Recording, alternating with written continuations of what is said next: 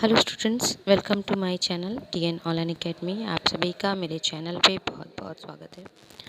आज आपके साथ वीडियो शेयर कर रही हूँ एक क्वेश्चन और उसका आंसर। उपनयन संस्कार जो बीए, एमए, एमएड और बीएड स्टूडेंट के लिए यूज़फुल है। और बीएड में 4th सेमेस्टर में जो समकालीन भारत एवं शिक्षा क्वेश्चन आपका एक पेपर होता है, सिंगल पेपर है, ये उसका भी क्वेश्चन है। और बीए स्टूडेंट्स के लिए भी ये इम्पॉर्टेंट क्वेश्चन है। अगर आपको किसी टॉपिक पर कोई क्वेश्चन चाहिए या कोई कंटेंट मैटर चाहिए तो आप प्लीज़ कमेंट करके बताइएगा। जो लोग चैनल पर नए हैं, चैनल को जल्दी से सब्सक्राइब कर लीजिए, बेल आइकन प्रेस कर लीजिए। और चलिए चलते हैं फटाफट से वीडियो की तरफ। उपनयन संस्कार की व्याख्या कीजिए। वैदिक युग में उपनयन संस्कार का विशेष महत्व था।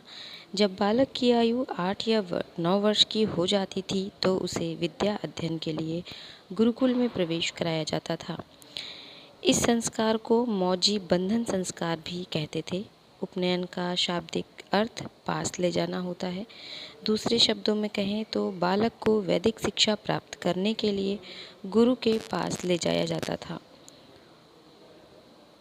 उपनयन संस्कार एक धार्मिक संस्कार था जिसके द्वारा बालक को भौतिक शरीर के बाद आध्यात्मिक शरीर प्राप्त होता था।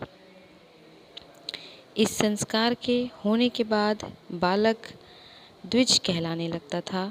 द्विज का अर्थ होता है द्विजन्मा। उपनयन संस्कार के समय बालक की आयु 8 से 12 वर्ष होती थी।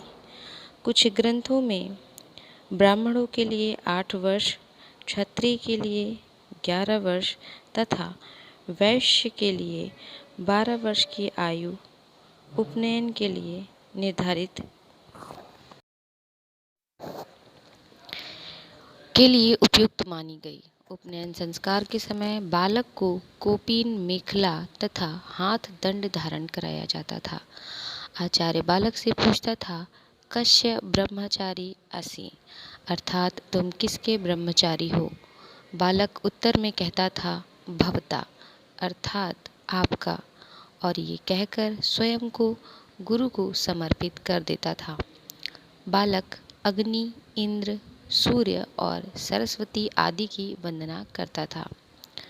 गुरु बालक को गायत्री मंत्र का उपदेश देते थे। इसके बाद बालक को यज्ञोपवीत धारण कराया जाता था।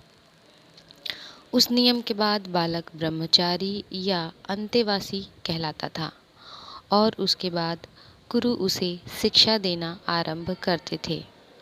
उपनयन संस्कार के बिना किसी भी बालक को ज्ञानार्जन का अधिकार नहीं था।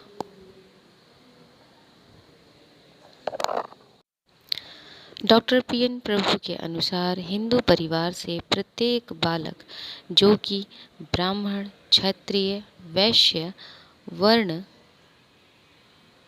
से संबंधित था, कुछ त्योहारों पर कुछ संस्कारों के द्वारा शैक्षिक जीवन प्रारंभ करता था। इसी को उपनयन संस्कार कहते थे। डॉक्टर अल्तेकर के अनुसार उपनयन संस्कार का आरंभ पूर्व ऐतिहासिक युग से माना जाता है। यह संस्कार ब्राह्मण, क्षत्रिय और वैश्य तीनों वर्णों के लिए अनिवार्य था।